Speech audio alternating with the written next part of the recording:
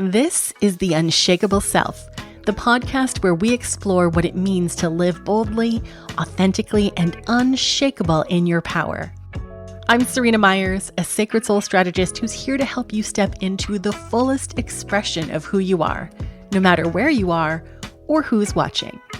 This podcast is your spark to think bigger, dig deeper, and take one unapologetic step closer to living your truth. Are you ready?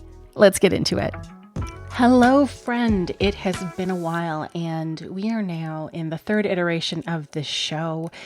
And each season, it changes just a little bit. And this season, we are diving into this idea of the unshakable self. Now, when I go back and I look at the work that I've done in the last decade in my business, but also even just like my journals and the things that I've been personally working on for closer to 20 years, I can see that this idea of being unshakably certain in who you are or who I am has been kind of the core of so much of my work. And I did it when I was in corporate. I did it when I was in branding.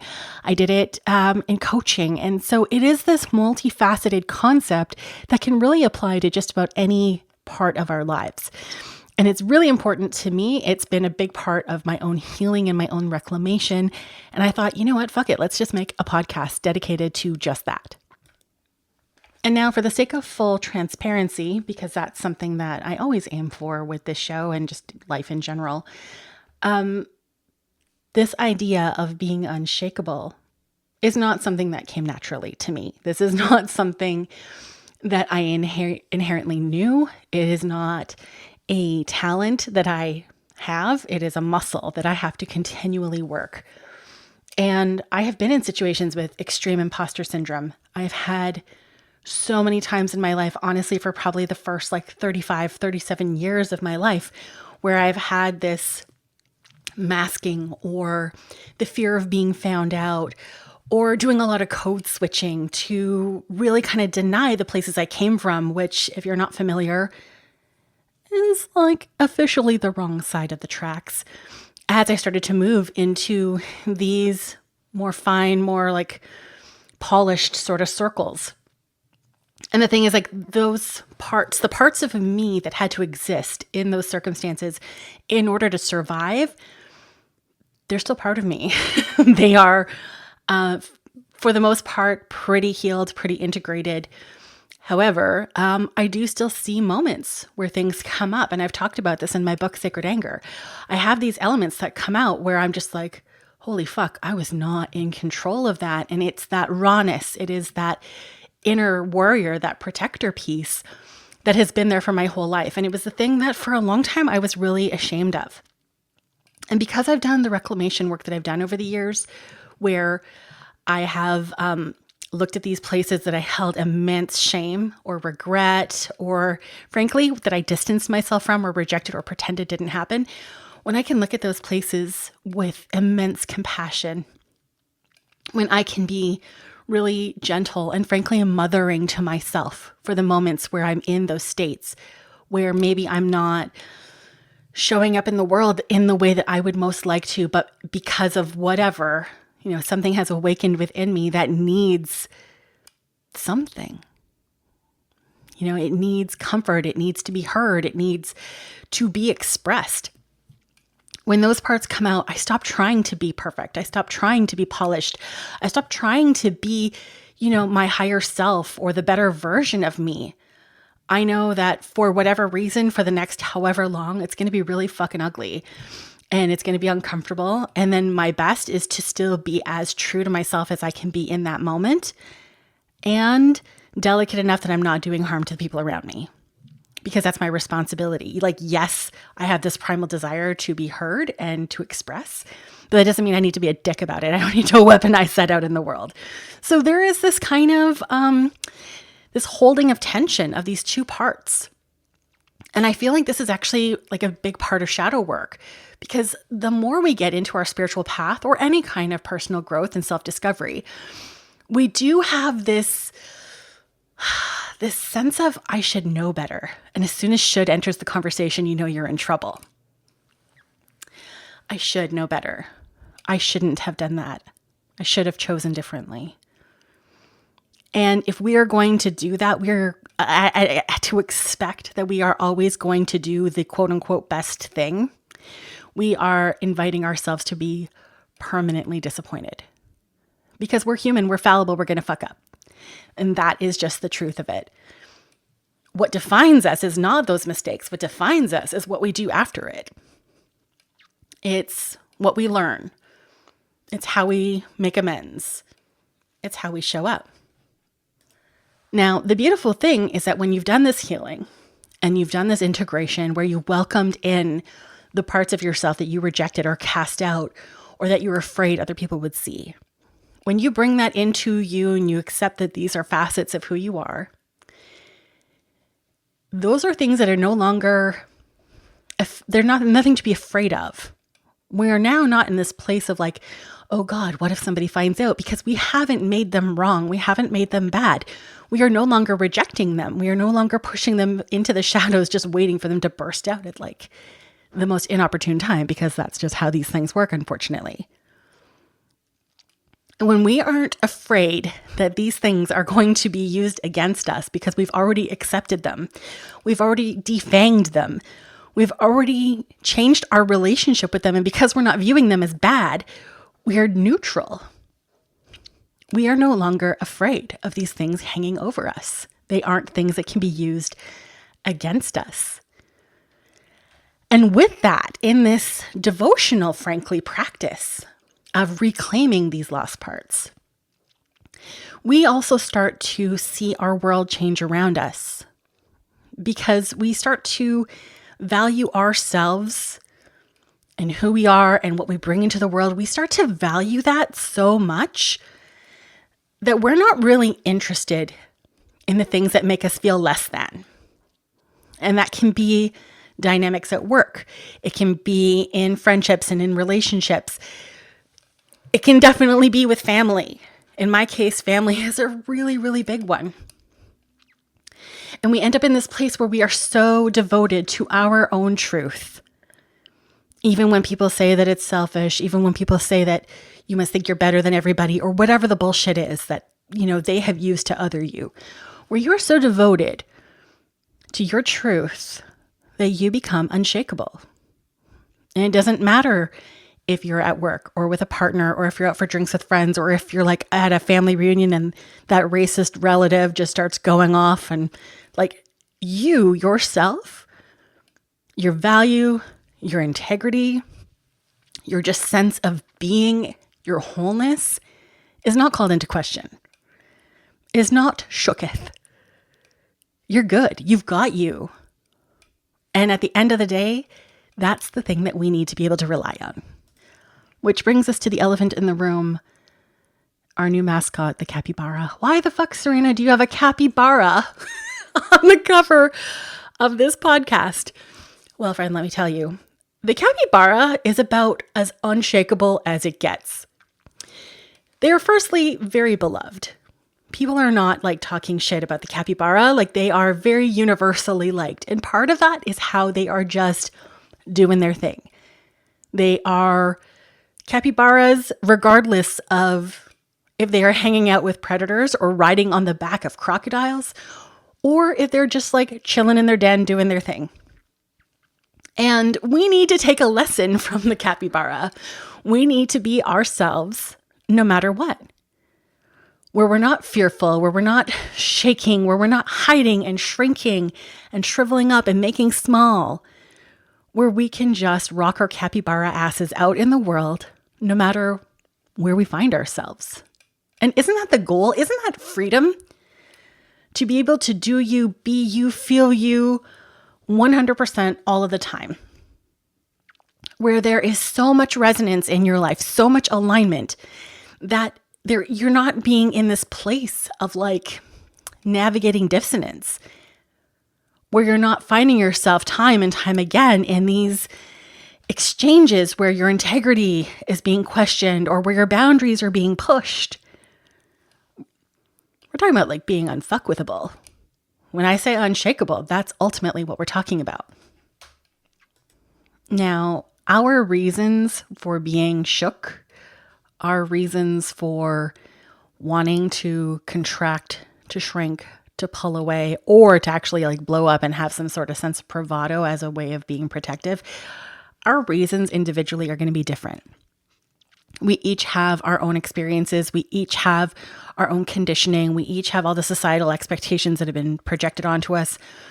And what is expected, and I say that with air quotes, is going to change depending on your gender, on your sexual orientation, on your income, on your race, all of these things. We have built up societally this like bullshit matrix of, expectations of what is, protocol and the way of doing things. And then we as individuals either live up to them or we don't. And if we don't, we then have some healing and some reconciling we have to do, or we just accept that this is what we are choosing. The goal here isn't to get it right 100% of the time. If you do, fucking kudos to you, friend. The goal here is to just do our best, to honor ourselves to the degree that we can, as often as we can. Now, in the course of this podcast, in this new direction, I'm going to be interviewing different people who have their own experiences of shrinking. Or if not shrinking, just the journey that came to be of them now living their fullest truth. And also what happened on the other side of that. And I can tell you from the conversations that I've been having already, the shifts that happen in people's lives when they become dedicated to the expression of their truth is unreal. And while we're going to get into that in some of the interviews, I want to give you an example right now, and I've asked for permission to be able to share this. I want to tell you about my wife, Rhea. So when Rhea and I met, she hadn't realized that she was trans. She had this whole gender journey that was locked so deeply within her that she didn't even have access to. Now, at the same time as she was just living her life, she's also this brilliant artist. And she was creating this really unique stuff. And she has this brain that is unlike anyone I have ever met. Just the way she sees the world and conceptualizes it and then expresses it in her art is incredible. And like many artists, she spent many, many years working at her craft and going unacknowledged. And if we think about this now, of course, with the benefit of hindsight, we could see that because she didn't even have access to her gender story, she herself was going unacknowledged by herself. And then she has this epiphany, literally a dream, and maybe she'll come on and talk to us about it someday, but literally she has this dream where she realizes that she's a woman. And she starts to make all these shifts and she transitions at home, and then she's getting ready to start expressing herself more in the world. She's chosen her name. And who comes knocking at the door but Sotheby's, the auction house? And they want to include her in a show.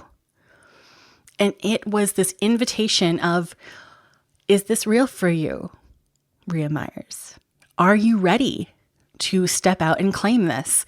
Because she couldn't have done it in her old name. It just wouldn't have made any sense.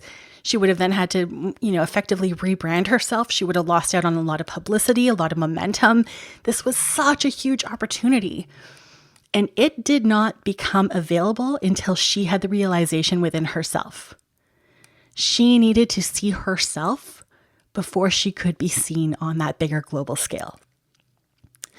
And it has been a really, really cool trajectory to watch. We're coming up to 5 years now, and she has had such an exciting career, and it's so well earned.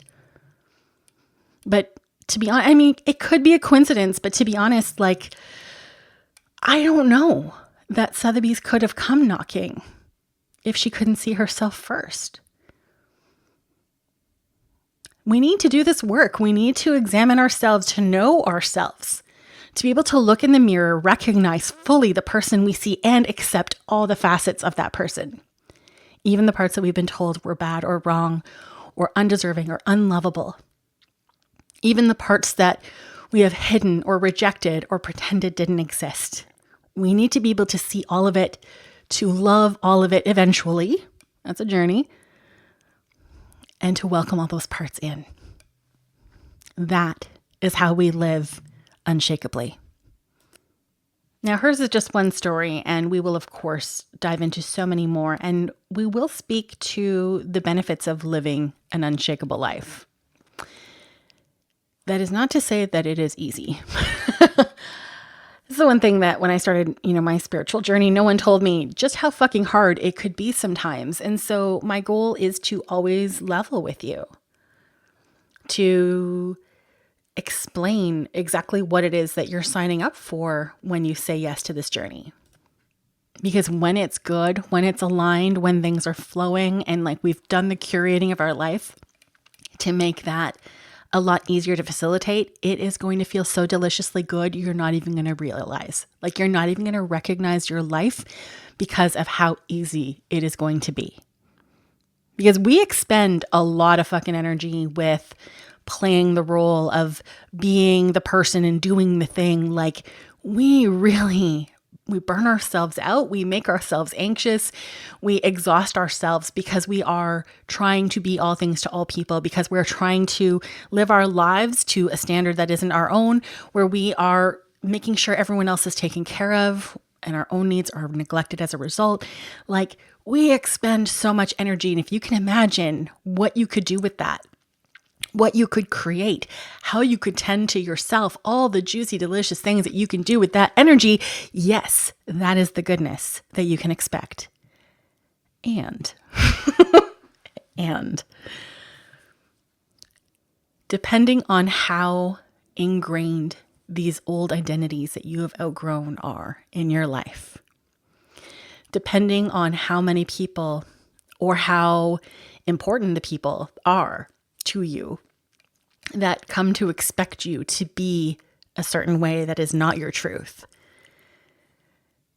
it can be uncomfortable and challenging and disruptive to get there. It is the reason why most people, I'm not even kidding, I don't have stats on this, but most people will choose belonging over themselves every time.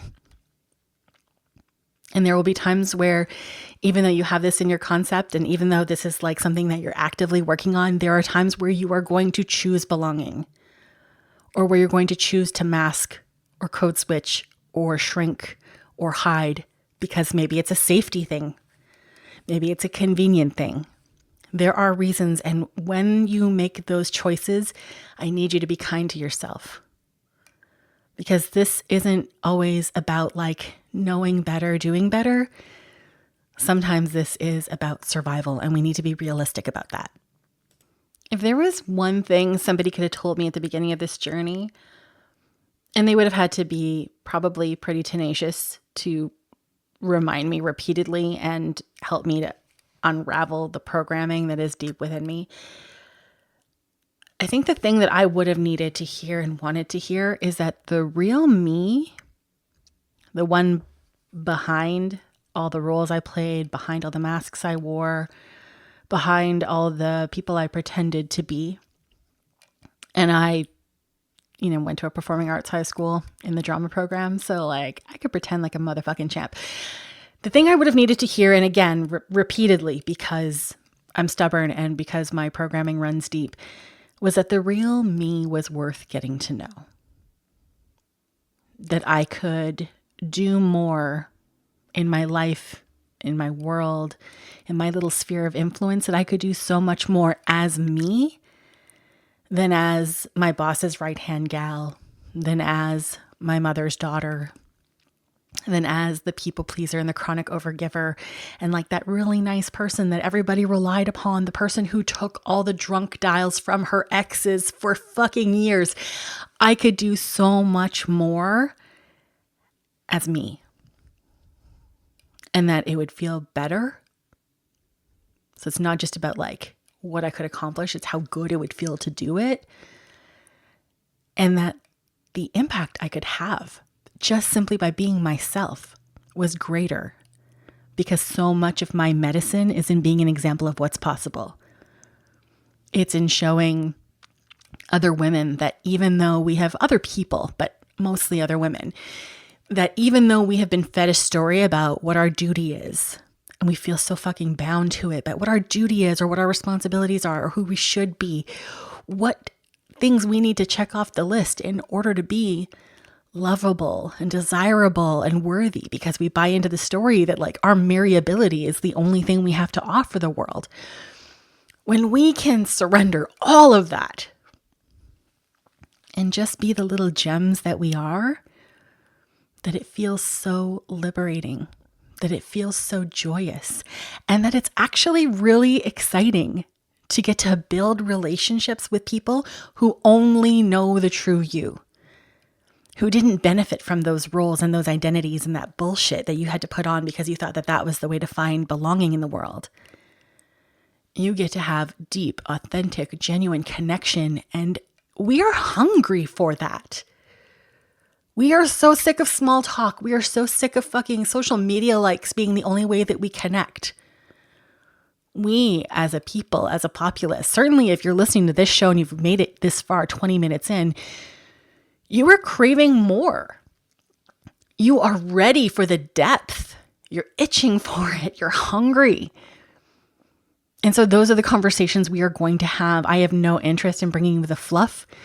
If we can't go deep, then what are we doing? Why are we here? What is this platform? And so that is what this is going to be all about. And I'm going to answer your questions. I actually have a bunch of them ready to go, but they honestly could almost each have an episode of their own. So we're not going to do that today. But if you have other questions that you'd like to submit, you can send them to me on Instagram. I'm at Seryna Myers, or you can send them in an email, host@theunshakableself.com. I will make sure that's in the show notes. And I am actually really excited. I'm really loving this opportunity to continue to get real with you, to be inspired to have these conversations. And honestly, like whatever it is that you need to know about this, whether it's how you find these things within yourself. I know a lot of the people who are in my world are empty nesters or they're retirees. And so now they have all this time, all this space where the roles they played are no longer there and they don't know who they are anymore. Like, yes, let's talk about it. But then also like how you find that about for yourself, and then how do you navigate that in your relationships without blowing up your entire world? Do you have to blow up your entire world? What is that going to look like? What are some practices that you can embody? How can you trust yourself? You know, if you have self-abandoned your entire life, how do you trust yourself now? These are all things that we can talk about, and I'm really excited to dive in. So tell me what you want to hear more of, and we are going to do that. So that is it for this episode. I am wishing you the best and honestly just championing you for making it this far and saying yes, because this is where it begins. And once you have this little seed planted, you cannot help but tend to it. So we're doing this now, friends. We are on the journey to being the unshakable self, and I am so excited to take it with you. Hey, beautiful. Are you ready to start living unshakably? Yes, of course you are. Download my free Unshakable Self Starter Kit. It is a quick and powerful way to reconnect with your truth. The link is in the show notes, so hit pause and go grab it now.